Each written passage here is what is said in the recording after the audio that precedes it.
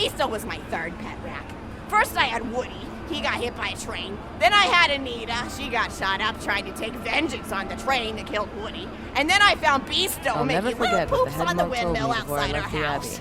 After Mr. Torg and I wrestled her to the ground, I did a flying pile. I imagine he would have continued speaking had I not pulled the Got him trigger. straight in the spine and brought him down. We brought him in and fed him some skag steaks until he decided he loved us. I still miss Beasto sometimes. He just died of old age. Racks don't live much longer than a few years, but I treasured the time we had together. Poor Mr. Torg. When Beasto died, he cried for a week.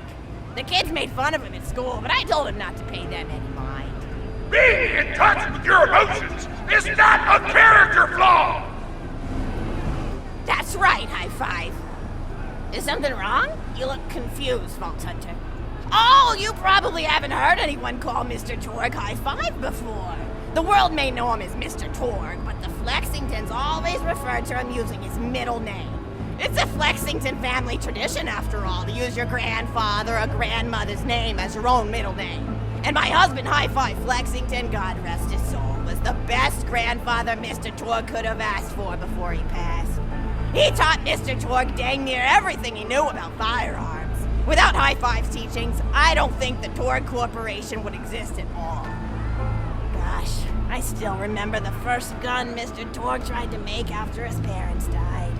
A Jacobs shotgun with a stick of dynamite attached to the barrel. Torg nearly blew his face off, but he got up, dusted his mustache off, and swore that by the time he reached the age of 11, he would make a gun that fired explosions without killing the operator. And by golly, he did! It took a couple of dozen prototypes before he got the right combination of gun parts and explosives right, but once he did, woo-wee!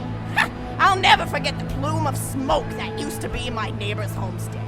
They were jerks though, so it's okay. Gosh, I've been talking your ear off for some time, haven't I? It's so kind of you to listen for this long. I've taken up too much of your time already. Please don't feel like you have to stick around any longer. As a matter of fact, take this for giving this old woman some company. Woo! You're even more attractive than Mr. Torg said you were. I've got another story for you, but I'd like to tell it to all of your friends at once. An old lady like me has to save her voice, you know. Oh, you still want to talk with me? How incredibly sweet of you. Say, you'll never guess who I saw today. Captain Scarlet. She was robbing my retirement home with a few other brigands, and I recognized her from her wanted poster, and I said, "Oh, hey, you fought the Vault Hunter, didn't you?" And she bowed all elegantly and said something like, "Indeed I did, madam," and said that you were really good at fighting, and that you beat her fair and square. She didn't seem to harbor much of a grudge about it. Nice girl. You should think about meeting up with her again if you're not shacked up with anybody, you know? I mean, of course, you probably are. Gorgeous hunk of a Vault Hunter like you. I bet you're beating away suitors left and right. Look, you're blushing. Oh, I could just eat you up. Mr. Torg was so scared of trying to get a date for such a long time. He used to go to parties in high school and just stand in the back without talking to anybody.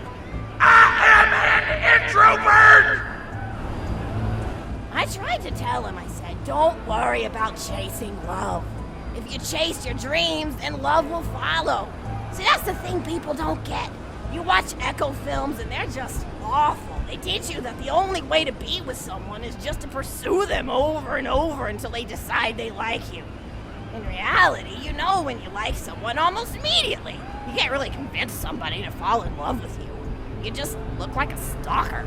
But if you do things that you're interested in, like making guns that explode or killing mercenaries, then people will see that confidence and skill you have and they'll be attracted to it. There's always a fine line between that kind of confidence and narcissism, you know? There's nothing worse than somebody who wants to be famous. I remember when Mr. Torg first sold his weapons tech to that board of directors, he was pretty egocentric for a while.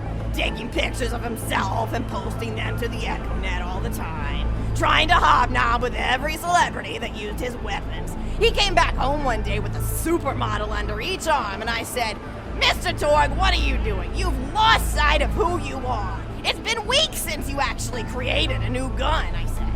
And it was true. He'd been more obsessed with being well known for doing something great than with actually doing something great. It was a dark point in my life. Thankfully, High Five listened to me and got to work on what would eventually become the Kerblaster. You a fan of the Kerblaster? That was always my favorite. That and the Flacker, which I know a lot of people hate. But there's more to combat than just brute efficiency in this old lady's eyes. Style counts for something.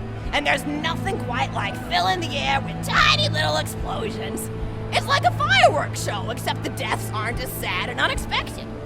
Actually, that reminds me, now that you're here, I wanted to throw some ideas at you for feedback. I'm a playwright in my spare time, and I'm trying to write a story about an up-and-coming tournament fighter who tries to find love in a gladiatorial arena. And I figure you've got a lot of experience, so your feedback would really be valuable. So the play is called Broken Hearts and Broken Necks. Scene 1. Fade in on an arena, just after a battle. Body parts litter the stage.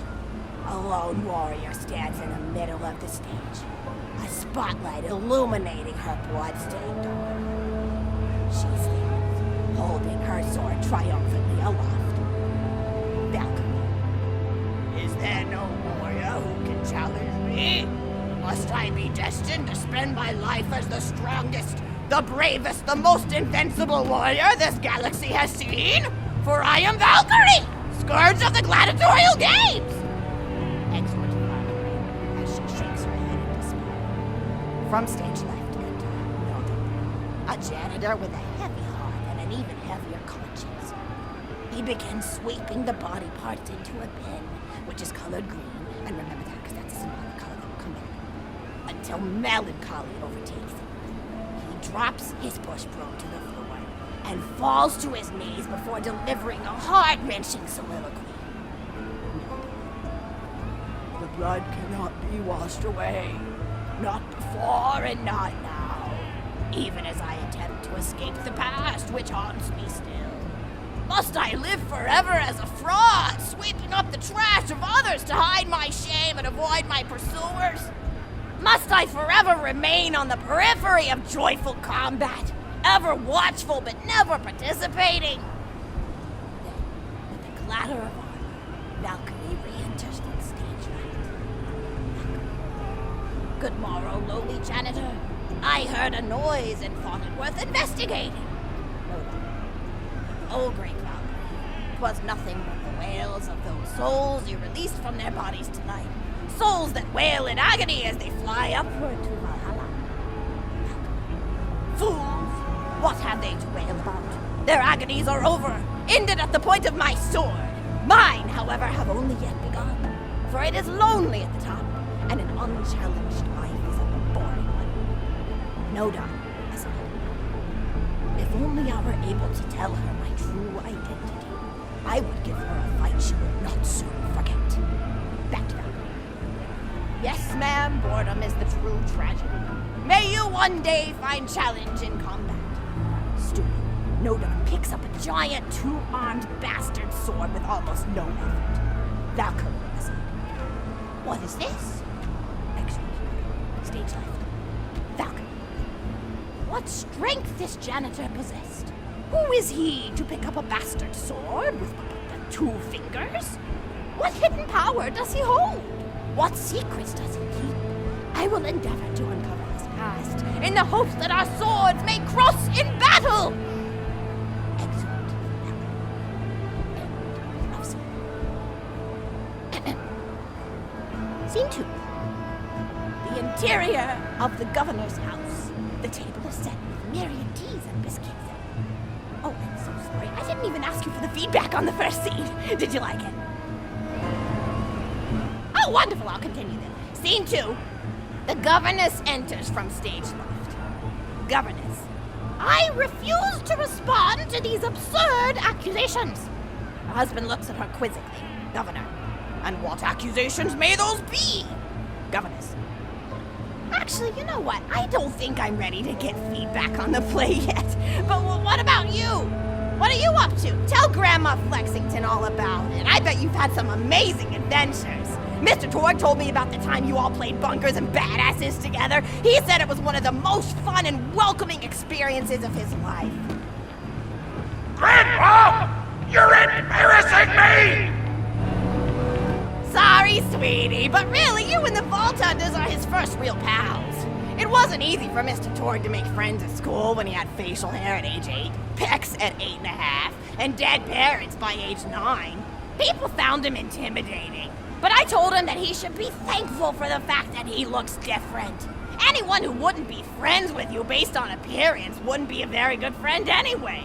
But he really does like hanging out with all of you. Most people these days want Torg to pose for pictures or blow something up by flexing at it. It's not often he gets to sit down and play games with people. Oh, speaking of games, did you play Going Back to the House yet? It's a new echo simulation about exploring a log cabin you lived in when you were a kid. There's no violence or anything. You just walk around looking at cereal boxes and remembering people you made out with. I really like where echo sims have gone in the past few years, don't you?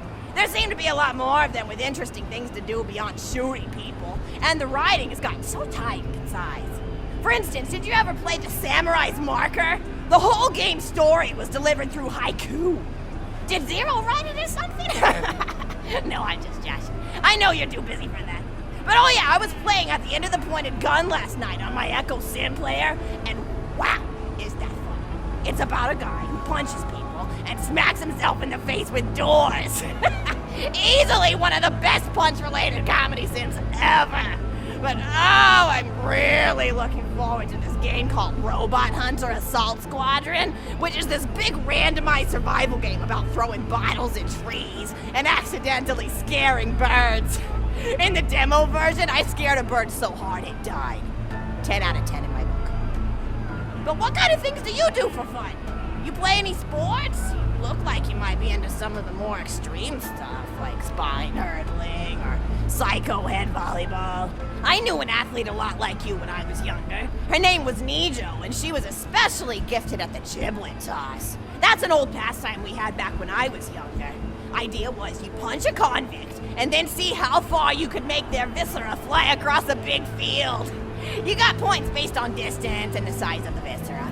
She won the final round of the giblet toss championship by getting a left eyeball to cross the 300-meter. I'm all for meditation. They said but she was this juicing with is Meridian, ridiculous. but I think they were just angry that she dethroned the reigning champ, misogynistic Jeff.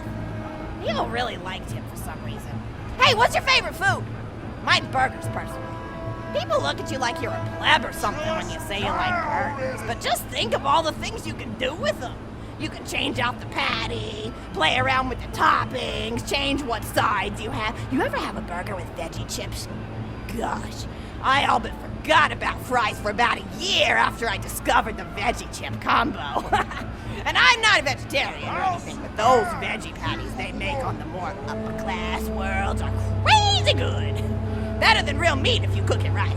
Mr. Torg tried to be vegetarian once after he saw a fluff bear get run over by a truck.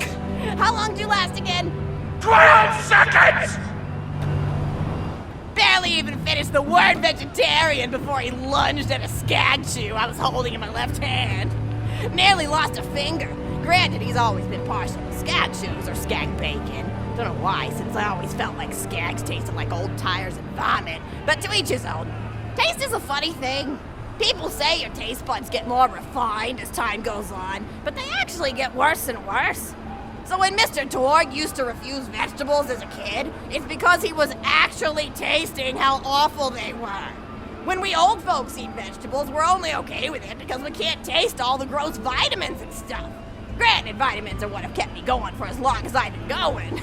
You get enough B12 in your system and you can headbutt a freight train without so much as a bruise. That reminds me, I need to get my pills ready for the rest of the week. I have one of those little metal containers split into different sections for each day. It's really helpful. And the sides are sharp enough that I can use it to ward off burglars if I need to. What else do I have to do this week? Probably head to the bazaar, pick up some frozen spider and flanks. Gotta bring my coat though, because it gets kind of chilly in the freezer section. What else do I need? Oh, I need Schwartzman's candy drops. Gosh, those are delicious. They're so smooth and sweet. Just thinking about them, I could go for one right now, couldn't you? Do you think you could go find me one? Give me your damn